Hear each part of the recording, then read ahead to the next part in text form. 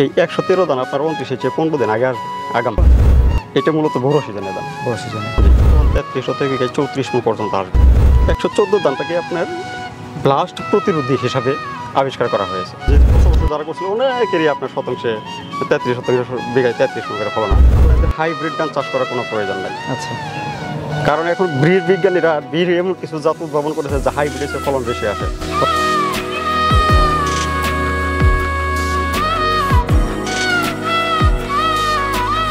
আসসালামু আলাইকুম দর্শক বন্ধু, সবাইকে শুভেচ্ছা জানিয়ে শুরু করছি আমাদের নিয়মিত আয়োজন উদ্যোক্তার খোঁজের আজকে নতুন একটি পর্ব। দর্শক, এই মুহূর্তে আমরা রয়েছি শেরপুর সদরের কামারের চরে আলহাজ আসমউল মণ্ডল ভাইয়ের ধানের প্রজেক্টে। আপনারা জানেন যে এই আসমউল মণ্ডল সাহেব কিন্তু প্রতি বছরই বিভিন্ন ধরনের ধানের চাষাবাদ করে থাকেন এবং সেগুলোর মধ্যে থেকে যেটা উচ্চ ফলনশীল হয়ে থাকে সেটা কৃষক পর্যায়ে পৌঁছে দিয়ে থাকেন। দর্শক, আজকে আমরা কথা বলবো ব্রি উদ্ভাবিত ধান 108, 113 এবং 114 নিয়ে। আপনারা হয়তো জানেন যে ব্রি উদ্ভাবিত যে ধানগুলো রয়েছে সেগুলো তখনই কৃষক পর্যায়ে দেওয়া হয় যখন এটার রেজাল্ট ভালো পাওয়া যায়। সেই মর্মে আমরা বলতে পারি যে এটা বেশ উচ্চ ফলনশীল এবং ভালো একটি ধান। তবে আরেকটা ব্যাপার লক্ষণীয় এখানে, সেটা এটার ফলনও বেশি হয় এবং বড় মৌসুমে এটার ভালো দামও পাওয়া যায়।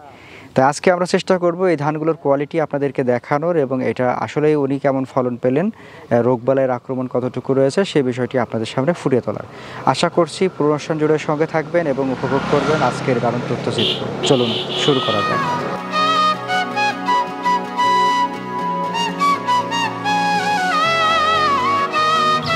আসসালামু আলাইকুম। ওয়ালাইকুম সালাম। আলহাজ আসমউল মণ্ডল সাহেব, জি কেমন আছেন? আলহামদুলিল্লাহ। আপনি? আলহামদুলিল্লাহ ভালো রয়েছি। আমরা এই সিজনে আজকে বোধহয় ব্রি উদ্ভাবিত কিছু ধান নিয়ে কথা বলবো। জি, ব্রি উদ্ভাবিত সদ্য উদ্ভাবিত দুইটা জাত, একটা আপনার ব্রি ধান 113, এটি 29-এর বিকল্প। আরেকটা ব্রি ধান 114, যেটা ব্রি ধান 28-এর সামান্য একটু মোটা চিকন ওইটাও। আর ব্রি ধান 108, যেটা কাটারির বিকল্প। তিনটাই উচ্চ ফলনশীল এবং উচ্চ মূল্যের ধান। আমরা যে ক্ষেতটাতে এখন দাঁড়িয়ে রয়েছি এই ক্ষেতটা কোন জাতের? এটা ব্রি ধান 113। ব্রি ধান 113, জি। এটা একটু বৈশিষ্ট্য আমাদেরকে বলেন তো। এই ধানের বৈশিষ্ট্য আমরা কিন্তু জানি আপনার বাংলাদেশে, সারা বাংলাদেশে এই ব্রি ধান 29-এর ব্যাপক একটা জনপ্রিয়তা ছিল এবং চাহিদা ছিল। ব্রি ধান 29-এর যেহেতু ব্লাস্ট দূরে রোগবালাই ইতিমধ্যে অনেক বেড়ে গেছে, তাই ব্রি বিজ্ঞানীরা গবেষণা করে এই ব্রি ধান 113 উদ্ভাবন করেছেন 29-এর বিকল্প।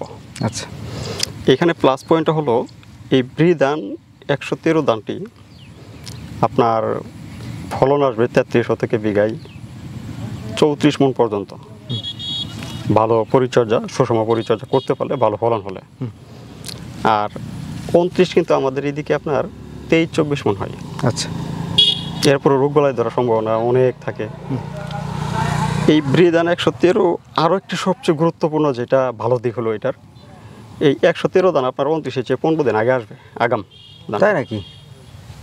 এটা 29-এর চেয়ে ফলনও পাচ্ছে বেশি, ধানটা 29-এর মতো, যেহেতু 29টা একটা ব্যাপক জনপ্রিয় জাত, মানে ওইটার প্রতি যে মানুষ একটা ভালোবাসা ওইটাকে ভুলতে পারে না। কিন্তু এই 113 ওইটাকে ভুলাইয়ে আরও এটার দিকে বেশি আকৃষ্ট করবে। আচ্ছা, মূলত এটা কোন সিজনের ধান? এটা মূলত বড় সিজনের ধান। বড় সিজনে? জি। এটা তো তাহলে শুধু বড় সিজনেই? হ্যাঁ, বড় সিজনের ধানের কোয়ালিটিটা কিন্তু একদম আপনার 29-এর সমান। 29-এর মতোই, মানে ছোট সাইজ? ছোট সাইজ, চিকন ছোট। আপনি কাটতে পারতেছে 29-এর চেয়ে 15 দিন আগে আগাম, এবং ফলনও পাচ্ছে 29-এর চেয়ে বেশি। আচ্ছা, এটা জীবনকাল কতদিন? এর জীবনকাল 139 থেকে 47 দিন। 139 থেকে 47 দিন, 47, যেখানে 29 লাগে 160 দিন।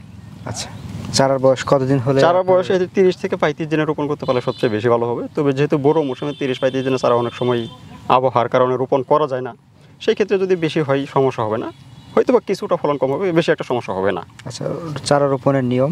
চারা রোপণের নিয়ম আপনার ওই সারি থেকে সারি দূরত্ব 8 ইঞ্চি, সারির ভিতরে 6 ইঞ্চি, প্রত্যেক গুছিতে 2-3টা করে চারা দিলে যথেষ্ট। সেক্ষেত্রে এখন আমরা কতগুলো গুছি পাবো? 2-3টা করে দিলে আপনার অ্যাভারেজ 25 থেকে 30টা পাওয়া যাবে। 25 থেকে 30টা। আচ্ছা, এখন যদি এটার আমরা ফলনের ব্যাপারটাতে একটু আসতে চাই, সর্বোচ্চ ফলন বিঘা প্রতি কেমন পাওয়া যায়? এটি সর্বোচ্চ ফলন 33 থেকে বিঘায় 34 মণ পর্যন্ত আসবে। 34 মণ? 34 মণ পর্যন্ত। আচ্ছা, রোগবালাইয়ের ব্যাপারটা কেমন? রোগবালাই নাই, যেহেতু এটি সদ্য উদ্ভাবিত একটি ধান, এটিতে একদম মানে রোগ সহিংস, রোগবালাই নাই বললেই চলে। আর এই 113 পাশাপাশি যেটা আপনার 114 বলতেছি, 114 কিন্তু আপনার ব্লাস্ট প্রতিরোধী, রোগ সহিংস জাত এটা, আচ্ছা, ব্লাস্ট সহিংস একটি জাত। ইতিমধ্যে কিন্তু আপনার এই ব্রিড যতগুলো জাত আছে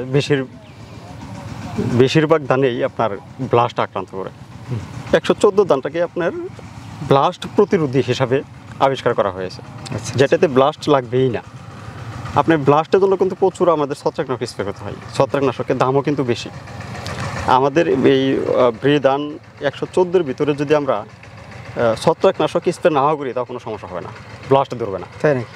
আর ওই ধানটার আরেকটা প্লাস পয়েন্ট হলো আপনার এই 114-র একটা করে শীষ দিয়ে যদি রোপণ করা হয় তাও 30 থেকে 35টা পাশ কাটি হয়ে যাবে ব্যাপক।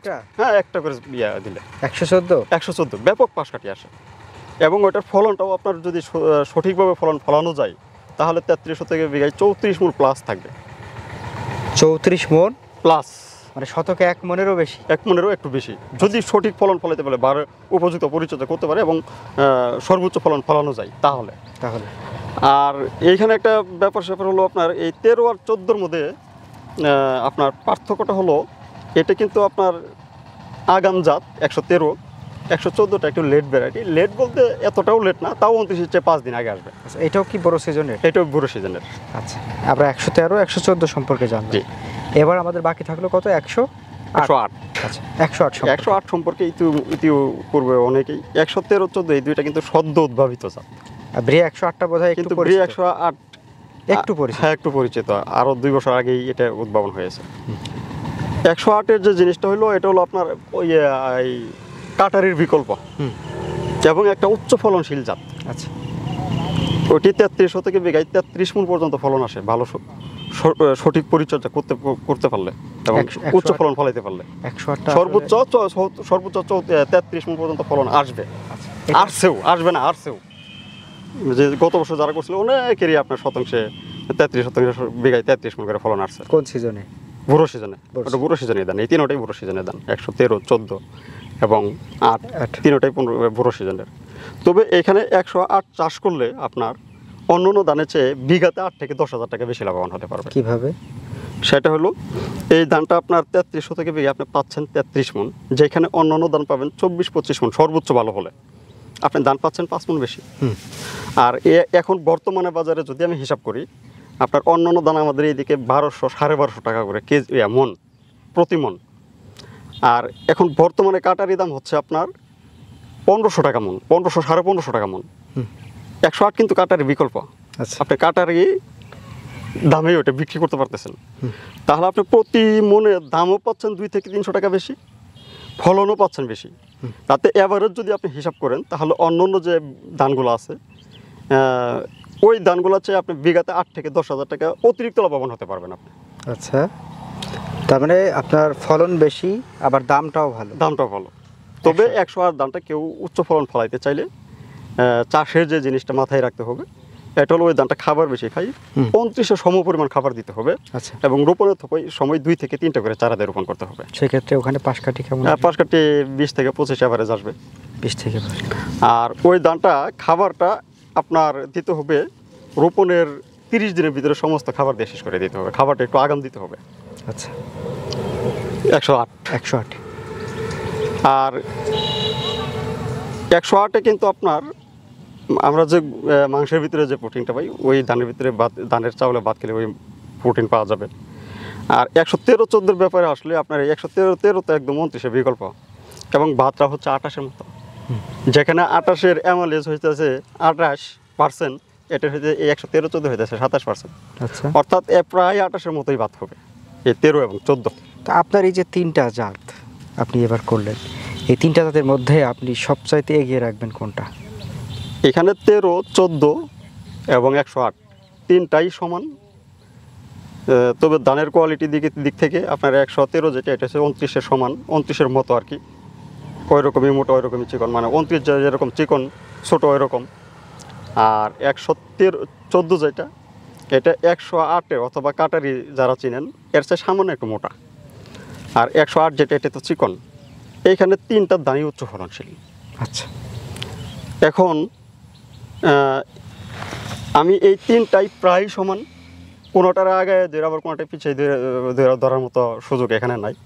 এখন কৃষক কে কোনটা লাগাবেন, এটার বৈশিষ্ট্য যেহেতু এইটা 113 আসবে 29-এর 15 দিন আগে, এবং 114 আসবে 29-এর 5 দিন আগে, 108 আসবে 28-এর সাথেই, 28-এর 1-2 দিন সময় বেশি লাগবে।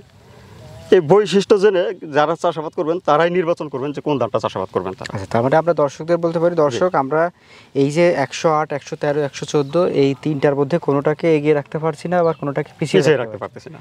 এখন নির্ভর করবে হচ্ছে আপনি কোন বৈশিষ্ট্যের ধানটা রোপণ করবেন সেটা। জি, কোনোটা হয়তো ধান খেতে সুস্বাদু, কোনোটা ধানের হয়তো ঝুরঝুরে ভাবটা বেশি, কোনোটা হয়তো দাম বেশি, এরকম বিভিন্ন বৈশিষ্ট্য রয়েছে প্রত্যেকটা।